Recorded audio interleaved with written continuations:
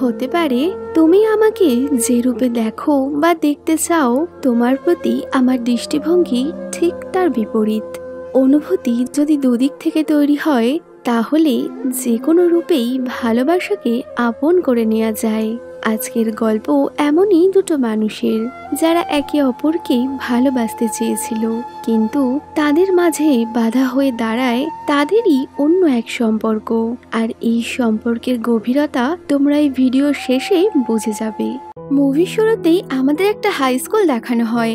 আজ স্কুলের প্রথম দিন, তাই প্রধান শিক্ষক সব ছাত্রছাত্রীর উদ্দেশ্যে কিছু স্পিচ দিচ্ছেন। তো সেই স্টুডেন্টদের লাইনে দাঁড়িয়ে রয়েছে 17 বছর বয়সে সীমাদা। শিক্ষকের স্পিচে সীমাদা এতটাই বোর হয়ে যায়, সে দাঁড়িয়ে দাঁড়িয়ে হাই তুলছে। তখনই সীমাদার চোখ পড়ে টিচারের লাইনে দাঁড়ানো তাদের ইতিহাসের প্রফেসর কাসুকার ওপর। সেও দাঁড়িয়ে হাই তুলছে। কাসুকা দেখতে পায় সীমাদা তাকেই দেখছে, যার জন্য সে একটু গম্ভীরভাবে দাঁড়ায়। আর এই প্রথম দেখা থেকেই সীমাদার কাসুকাকে পছন্দ হয়। এরপর গল্প চলে আসে 1 বছর পর, যেখানে সীমাদার বেস্ট ফ্রেন্ড সাচিকো এবং কাইকে দেখা যায়। তারা হন্তদন্ত হয়ে স্কুলের লকারের দিকে ছুটছে। তাদের বলতে শোনা যায় সীমাদা নাকি ভুল করে একটা লাভ লেটার টিচারদের লকারে রেখে দিয়েছে। তাড়াতাড়ি লকার খুলে তারা দেখে লেটারটা সেখানে নেই। এই দেখে সাচিকো অনেক চিন্তায় পড়ে যায়। কাই বলে, এই লকারটা তো প্রফেসর কাসুকার। ভুল যেহেতু সীমাদা করেছে, তাই মাসুল তো তাকেই দিতে হবে। তো সীমাদাকে প্রফেসরের থেকে লেটারটা নিয়ে আসতে হবে। ভয়ে ভয়ে সীমাদা ইতিহাসের শিক্ষক কাসুকার কেবিনে যায়। সীমাদা কাসুকাকে পছন্দ করত, তাই সরাসরি তার সাথে কথা বলতে সীমাদা নার্ভাস লাগছিল। কিন্তু তাকে দেখেই প্রফেসর বুঝতে পারে সেই লেটারটা নেওয়ার জন্যই এসেছে। কাসুকা লেটারটা এগিয়ে দিয়ে সীমাদাকে জিজ্ঞেস করে, এটা কি তুমি লিখেছো? সীমাদা ভয় ভয় বলে, না না আমি না, সাচিকো লিখেছে। কাসুকা বলে, ঠিক আছে, সাচিকোকে বলে দিও লেটারে অনেক বানান ভুল হয়েছে, সে যেন পড়াশোনায় মন দেয়। লাভ লেটারে বানান ভুল, এই শুনে তো সীমাদা ভারী অবাক। যাই হোক, সে তাড়াতাড়ি সেখান থেকে বেরিয়ে যায়। সাচিকোকে লেটারটা দিলে সে দেখতে পায় কাসুকা লেটারের সব বানান ঠিক করে পরীক্ষায় নাম্বার দেওয়ার মতো লাভ লেটারে নাম্বার বসিয়েছে, যেখানে সে 0 পেয়েছে। এই দেখে তো সাচিকোর মুড খারাপ। সে ভাবে, এ কেমন মানুষ, লাভ লেটারে নাম্বার দিচ্ছে। এরপর তাদের ক্লাস শুরু হলে পাশের ক্লাস থেকেই ছাত্রছাত্রীরা অনেক চিৎকার চেঁচামেচি করছিল। তো সীমাদা জানতো পাশের ক্লাসটা প্রফেসর কাসুকার ছিল, এবং কাসুকা ক্লাসে না আসার কারণে সবাই চিৎকার করছে। সীমাদা জানলা দিয়ে নিচে তাকালে দেখতে পায় প্রফেসর কাসুকা বেঞ্চে শুয়ে ঘুমোচ্ছে। সীমাদা তাকে জাগানোর জন্য ওপর থেকে একটা বই তার উপর ফেলে দেয়। কাসুকার ঘুম ভাঙলে সীমাদা ওপর থেকে তাকে সময় দেখার ইশারা করে। কাসুকা তাড়াতাড়ি ক্লাসে চলে যায়। সীমাদার জন্য তাকে আজ প্রিন্সিপালের কাছে বকা খেতে হলো না। ব্রেক টাইমে সীমাদা সাচিকোর সাথে কথা বলছিল, তখনই প্রফেসর কাসুকা সেখানে আসে। কাসুকা সীমাদার বইটা তার মাথার উপর রেখে বলে, তোমার বইটা ফেলাতে আমার কিন্তু ব্যথা লেগেছে। সীমাদা ভাবে, আমি তো সাহায্য করলাম আর আমাকেই বকছে। তাও সে সরি বলে। কাসুকা খুব অ্যাটিটিউডের সাথে তাকে একটা ছোট্ট থ্যাঙ্কস জানিয়ে চলে যায়। ধন্যবাদটা ছোট তো কি হয়েছে, সীমাদা তাতেই খুশি। নিজের পছন্দের মানুষকে সাহায্য করার এক অন্যই খুশি অনুভব করছে সীমাদা। স্কুলের পর সীমাদা বাড়ি ফিরছিল, তখনই একজন ব্যক্তি তার পিছু করে। সীমাদা ভয় দৌড়তে থাকে। প্রফেসর কাসুকাও সেই রাস্তা দিয়েই যাচ্ছিল। তো পালানোর সময় সীমাদা তার গাড়ির সামনে এসে পড়ে। সীমাদাকে দেখে কাসুকা তাড়াতাড়ি গাড়ি থেকে বেরিয়ে আসে। সীমাদা তাকে জড়িয়ে ধরে কাঁদতে থাকে। কাসুকা সীমাদাকে নিয়ে ডাক্তারের কাছে যায়। এরপর তার বাবা মাকে খবর দিয়ে কাসুকা সুরক্ষিতভাবে সীমাদাকে বাড়ি পৌঁছে দেয়। গাড়িতে যেতে যেতে সীমাদা কাসুকার কথাই ভাবছে। মাথার ওপর কাসুকার হাতটা যখন থাকে, সীমাদা যেন এক অন্য শান্তি পায়। কিছুদিন পর স্কুলে কাই তাদের ড্রয়িং টিচারের সাথে কথা বলছে। কাই তাকে ইমপ্রেস করতে চায়, কারণ সে ড্রয়িং টিচারকে পছন্দ করত। কিন্তু ড্রয়িং টিচার তাকে ছোট্ট বাচ্চা বলে এড়িয়ে যায়। এতে কিনা কাইয়ের খুব মুড খারাপ। কিন্তু কাই টিচারের সাথে কথা বলতে তার 2 বান্ধবীর সাথে প্ল্যান করে ড্রয়িং টিচারের বাড়ির সামনে যায়। তারা জানতে পারে প্রফেসর কাসুকাও সেখানেই থাকে। ড্রয়িং টিচার না থাকায় কাসুকা তাদের নিজের বাড়িতে নিয়ে যায়। সীমাদা কাসুকার ঘরের সবকিছু এক মনে দেখছে। এর মধ্যেই ড্রয়িং টিচারের গাড়ির শব্দে সবাই বাইরে যায়। ড্রয়িং টিচার কাসুকাকে পছন্দ করত, তাই সীমাদাকে দেখে তার মনে হয় হতে পারে কাসুকার সাথে তার কোনো সম্পর্ক আছে। ক্লাসে বসে সীমাদা সাচিকোকে বলে, আমার মনে হয় আমি কাসুকাকে ভালোবেসে ফেলেছি, কিন্তু সে আমার থেকে বয়সে অনেক বড়, তাই হয়তো কখনোই আমার মা বাবা তাকে মেনে নেবে না। ক্লাসে কথা বলার জন্য সীমাদার টিচার তাকে এক্সট্রা টাইম পড়াশোনা করার পানিশমেন্ট দেয়। তো স্কুল ছুটির পর সীমাদা ক্লাসে বসে স্টাডি করছিল, তখনই সেখানে কাসুকা আসে। ম্যাথ সলভ করতে সে সীমাদাকে সাহায্য করে, কিন্তু সীমাদার পড়াশোনায় মন কোথায়? সে তো আর চোখে কাসুকাকেই দেখে চলেছে। কাসুকা সেটা লক্ষ্য করে, কিন্তু সে কিছুই বলে না। অনেক রাত হয়ে যাওয়ায় কাসুকা সীমাদাকে বাড়ি পৌঁছে দেয়। বাড়ি ফেরার সময় সীমাদা কাসুকার ফোনে দেখতে পায় তাদের ড্রয়িং টিচার পরের দিন কাসুকাকে দেখা করতে বলছে। পরের দিন সীমাদা কাইকে নিয়ে তাদের ড্রয়িং টিচারের রুমে লুকিয়ে থাকে। সেদিন ড্রয়িং টিচার কাসুকাকে প্রপোজ করে, কিন্তু কাসুকা তাকে রিজেক্ট করে দেয়। তারা দুজন আড়াল থেকে এই সব কথাই শুনতে পায়। স্কুলের পর সীমাদা ঠিক করে সে কাসুকাকে নিজের মনের কথা জানাবে, হয়তো এখন না জানালে অনেক দেরি হয়ে যাবে। সীমাদা কাসুকার কেবিনে যায়। কাসুকা ঘুমোচ্ছে। হাঁটু গেড়ে সীমাদা তার সামনে বসে। কাসুকা চোখ খুলে সীমাদাকে জিজ্ঞেস করে, কিছু বলবে সীমাদা? সীমাদা বলে, হ্যাঁ, আমি আপনার থেকে একটা অনুমতি চাই। কাসুকা, কিসের অনুমতি? সীমাদা নরম গলায় বলে, আপনাকে ভালোবাসার অনুমতি।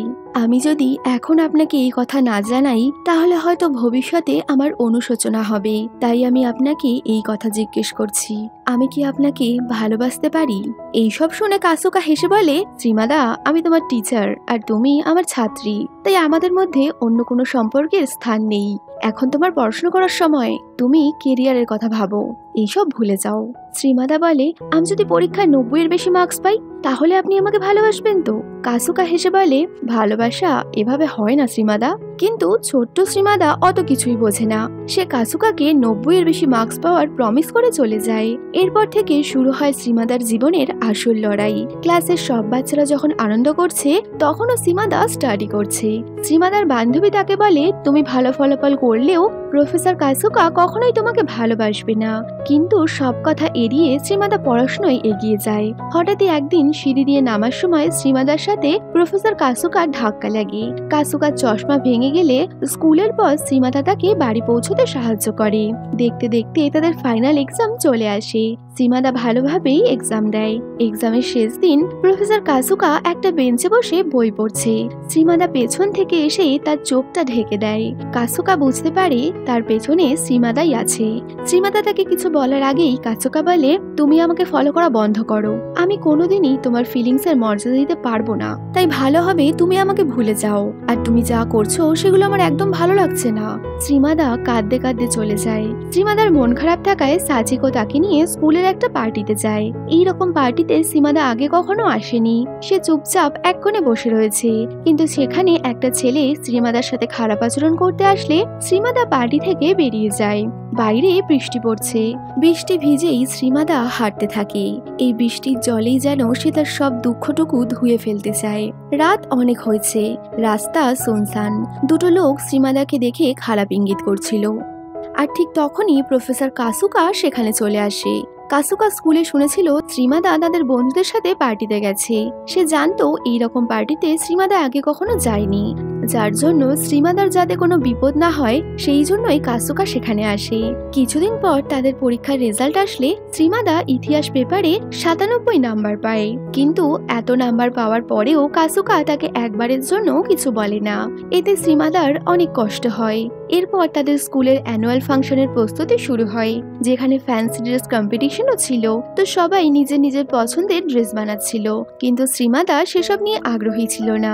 তাই সে প্রতিদিনের মতো আর্চারির প্র্যাকটিসে যায়, যেখানে তাদেরই একজন সিনিয়রের সাথে সীমাদার পরিচয় হয়। যদিও ওই সিনিয়র ছেলেটা বহুদিন থেকেই সীমাদাকে নোটিশ করত, কিন্তু সীমাদা কখনো তাকে লক্ষ্য করেনি। সীমাদাকে ছেলেটা বলে, শেষবারের জন্য তোমার একবার প্রফেসর কাসুকাকে মনের কথা জানানো উচিত। হতে পারে কাসুকাও তোমাকে পছন্দ করে, কিন্তু সে বলতে চাইছে না। অ্যানুয়াল ফাংশনের দিন সীমাদা ওয়েডিং গ্রাউন্ড পরে স্কুলে আসে। সে শেষবারের মতো কাসুকার সাথে দেখা করতে চায়। সীমাদা দৌড়াতে দৌড়াতে কাসুকার কেবিনে আসে। জানলা দিয়ে তাকিয়ে সীমাদা দেখে কাসুকা টেরিসে দাঁড়িয়ে আছে। শ্রীমাদা টেরিসে আসে। সে কাসুকাকে বলে, আমি আমার জীবনের শেষ দিন পর্যন্ত, জীবনের প্রতিটা ভালো খারাপ সময়, প্রতিটা মুহূর্তে শুধু আপনাকেই ভালোবাসবো। আপনি আমার জীবনের প্রথম এবং শেষ ভালোবাসা। আমার জীবনের প্রতিটা হৃদস্পন্দন জুড়ে আপনিই থাকবেন। সে আপনি আমাকে ভালোবাসুন বা না বাসুন, আমি শুধু আপনাকেই ভালোবাসি। তবে হ্যাঁ, আজকের পর থেকে আমি আর কখনোই আপনার সামনে আসবো না, আপনাকে বিরক্ত করব না। শ্রীমাদা আর কিছু বলতো, কিন্তু কাসুকা আর নিজের অনুভূতি চেপে রাখতে পারে না। সে শ্রীমাদাকে জড়িয়ে ধরে কিস করে নেয়। শ্রীমাদা খুব অবাক। জীবনের প্রথম ভালোবাসার স্পর্শে সময় যেন থমকে গেছে তার। পরের দিন শ্রীমাদা স্কুলে আসলে সবাই তাকে দেখে হাসাহাসি করছে। আসলে আগের দিনই কেউ তার এবং কাসুকার কিসিং ফটো তুলে স্কুল ফোরামে আপলোড করে দিয়েছে। কাই এবং সাচিকো শ্রীমাদাকে ফটোগুলো দেখালে কমেন্টে সবাইকে কাসুকার বিরুদ্ধে বলতে দেখে শ্রীমাদা কাঁদতে শুরু করে। সেদিনের জন্য শ্রীমাদাকে স্কুল থেকে বাড়ি পাঠিয়ে দেওয়া হয়, আর ওদিকে কাসুকাকে প্রিন্সিপাল রুমে ডেকে পাঠানো হয়। কাসুকা তার নিজের ভুলের জন্য ক্ষমা চায়, কিন্তু এই অন্যায়ের কোনো ক্ষমা না থাকায় তাকে স্কুল থেকে ট্রান্সফার করে দেওয়া হয়। কাসুকা সব দোষ নিজের মাথায় নেয়, ফলে শ্রীমাদাকে স্কুল থেকে সাসপেন্ড করা হয় না। এই সবকিছু জানতে পেরে আর্চারির ক্লাসের সিনিয়র ছেলেটা অনেক খারাপ লাগে, কারণ সেই শ্রীমাদাকে কাসুকাকে মনের কথা বলতে বলেছিল। শ্রীমাদা মনমরা হয়ে বাড়িতে শুয়ে রয়েছে। কাসুকা ফোন করে তাকে দেখা করতে বলে। শ্রীমাদাকে নিয়ে এসে সমুদ্রের পাড়ে যায়। কাসুকা সবকিছুর জন্য তার কাছে ক্ষমা চাইলে শ্রীমাদা বলে, যা হয়েছে তা যদি অন্যায় হয় তাহলে আমরা দুজনেই সেই অন্যায় করেছি, আর শাস্তিও আমাদের দুজনকেই পেতে হবে। আমি আপনার সাথে থাকার জন্য স্কুলও ছেড়ে দিতে রাজি আছি, শুধু আমি আপনার সাথেই থাকতে চাই। কিন্তু কাসুকা মুখে কিছু না বললেও তাকে দেখে শ্রীমাদা বুঝতে পেরেছিল কাসুকা তার সাথে থাকতে চায় না। শ্রীমাদা কাঁদতে কাঁদতে বাড়ি ফিরে। এরপর শ্রীমাদা ঠিক করে সে মন থেকে কাসুকাকে ভালোবাসলেও আর কখনোই তার সামনে আসবে না, নিজের জীবনে এগিয়ে যাবে সে। বেশ কিছুদিন কেটে যায়। শ্রীমাদার ক্লাসের সিনিয়র ছেলেটা শ্রীমাদাকে প্রপোজ করে, কিন্তু শ্রীমাদা তার দিকে বন্ধুত্বের হাত বাড়ায়, কারণ তার মন জুড়ে তো কাসুকাই রয়েছে। হঠাৎই একদিন স্কুলে ছুটি ঘোষণা হয়। কাই এবং সাচিকো জানতে পারে আজ কাসুকা শহর ছেড়ে চলে যাচ্ছে। ওদিকে জিনিসপত্র প্যাক করতে গিয়ে সেই চশমাটা দেখে কাসুকা শ্রীমাদার কথা মনে পড়ে। ড্রয়িং টিচার তাকে জিনিসপত্র প্যাক করতে সাহায্য করছিল। এর মধ্যেই কাই সেখানে আসে। সে অনেক রেগেছিল। কাই বলে, প্রিন্সিপালের সামনে আপনি বলেছিলেন আপনি শ্রীমাদার দায়িত্ব নেবেন, তাহলে আজ কেন শ্রীমাদাকে একা ফেলে পালিয়ে যাচ্ছেন? কাসুকা বলে, আমি শ্রীমাদাকে ভালোবাসি, কিন্তু এখন তাকে ভবিষ্যতের জন্য এগোতে হবে, তাই আমি যা করছি শ্রীমাদার ভালোর জন্যই করছি। কিন্তু কাই তাকে বলে, আপনি এইভাবে পালিয়ে গেলে শ্রীমাদা কষ্ট পাবে, একবার ওকে সবটা বুঝিয়ে বলুন। ওদিকে সাচিকো শ্রীমাদাকে বলে, আমাদের টিচার কাসুকা শহর ছেড়ে চলে যাচ্ছে। কিন্তু কাসুকার ব্যবহারে শ্রীমাদা এতটাই কষ্ট পেয়েছিল, সে কাসুকার যাওয়ার কথা শুনে বলে, কাসুকার সাথে আমার কোনো সম্পর্ক নেই। সাচিকো বলে, শ্রীমাদা চাইলেও হয়তো আর জীবনে কোনোদিন তুমি কাসুকাকে দেখতে পাবে না। শ্রীমাদা তুমি যাও, শেষবারের মতো কাসুকাকে দেখে এসো। কাসুকা তোমাকে ভালোবাসে।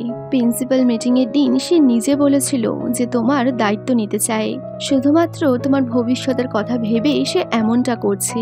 এই শুনে শ্রীমাদা সাইকেল নিয়ে রেল স্টেশনের উদ্দেশ্যে বেরিয়ে পড়ে, শেষবারের জন্য নিজের ভালোবাসাকে দেখতে, আরো একবার তাকে মন খুলে বলতে, আমি তোমাকে ভালোবাসি। ওদিকে কাসুকা শ্রীমাদাকে নিজের মনের কথা জানাতে চায়। সেও গাড়ি নিয়ে বেরিয়ে পড়ে। শ্রীমাদা রাস্তায় সাইকেল নিয়ে পড়ে যায়, তবুও সে উঠে দাঁড়ায়, আবারও চলতে থাকে সে। মাঝ রাস্তায় শ্রীমাদা ও কাসুকা একে অপরকে দেখতে পায়। ব্যথা পা নিয়েই শ্রীমাদা কাসুকার দিকে ছুটছে। কাসুকাকে দেখে তার যেন ব্যথা জ্বালা যন্ত্রণার কোনো অনুভূতিই নেই। ছুটতে গিয়ে সে কাসুকাকে বলে, আমি সবাইকে বলবো যা হয়েছে সবই ভুল বোঝাবুঝি ছিল, সব দোষ আমার উপর নিয়ে নেব, আমি ভালো করে পড়াশোনাও করব, প্লিজ আপনি শহর ছেড়ে যাবেন না, আমি দূর থেকে হলেও আপনাকেই দেখতে চাই। কাসুকা শ্রীমাদাকে জড়িয়ে ধরে। সে বলে, কিছুই ভুল বোঝাবুঝি ছিল না, আমি শ্রীমাদাকে ভালোবাসি, আর এটাই সবচেয়ে বড় সত্যি। কাসুকা চাইছিল শ্রীমাদাকে কিস করতে, কিন্তু সে নিজেকে সামলে বলে, শ্রীমাদা আমাকে এখন যেতে হবে, তবে আমি কথা দিচ্ছি আমি ফিরে আসব তোমার জন্য। যদি তখনও তুমি আমাকে চাও, তুমি আমাকে ভালোবাসো, তাহলে আমরা সারা জীবন একসাথে থাকবো। আর এর মধ্যে যদি তোমার অন্য কাউকে ভালো লাগে, তুমি তাহলে তার সাথে থেকো। কাসুকা শহর ছেড়ে চলে যায়। দাঁড়িয়ে দেখে শ্রীমাদা। 2 বছর পর আমরা শ্রীমাদার গ্রাজুয়েশন সেরিমনির দিন দেখতে পাই। শ্রীমাদা তার গ্রাজুয়েশন সার্টিফিকেট হাতে নিয়ে 2 বন্ধুর সাথে বাইরে আসে। তাজিকো এখন একটা ছেলেকে ডেট করছে, আর কাই এখনো তাদের সেই পেন্টিং টিচারকেই পছন্দ করে। তো সবাই চলে গেলে শ্রীমাদা একবার স্কুলটা ঘুরে দেখতে চায়। এই স্কুলেই সে 3 বছর কাটিয়ে দিল। এই ক্লাসরুম, এই ডেস্ক, তার বন্ধুরা, তার প্রথম ভালোবাসা, সবকিছুতেই জড়িয়ে রয়েছে এই স্কুল। আজও চেরি গাছে ফুল ফুটেছে, ঠিক সেই প্রথম দিনের মতো লাগছে সবকিছু। শ্রীমাদা স্কুল থেকে বেরিয়ে আসে। দূর থেকে সে দেখতে পায় কাসুকা দাঁড়িয়ে আছে। সে তার কথা রেখেছে। কাসুকা জিজ্ঞেস করে, শ্রীমাদা তুমি কি চাও? শ্রীমাদা বলে, আমি শুধু তোমার হাতটা ধরতে চাই। কাসুকা তার হাতটা ধরে, আর এই প্রথমবার তারা সমস্ত বাধা বিপত্তি পেরিয়ে একে অপরকে কিস করে। আর এখানেই এই মুভিটা শেষ হয়ে যায়। কাসুকা প্রথম থেকেই শ্রীমাদাকে পছন্দ করত, কিন্তু একজন শিক্ষক ও ছাত্রীর পবিত্র সম্পর্কের ঊর্ধ্বে সে অন্য কোনো সম্পর্ককে দেখতে পারেনি। তাই শ্রীমাদার জন্য সে অপেক্ষা করেছে এবং সঠিক সময় তার জীবনে ফিরেও এসেছে। তো ভিডিওটা তোমাদের কেমন লাগলো সেটা কমেন্টে বলো। যদি ভালো লাগে তাহলে চ্যানেলটা সাবস্ক্রাইব করে দিও। তো দেখা হচ্ছে তোমাদের সাথে পরের ভিডিওতে। বাই।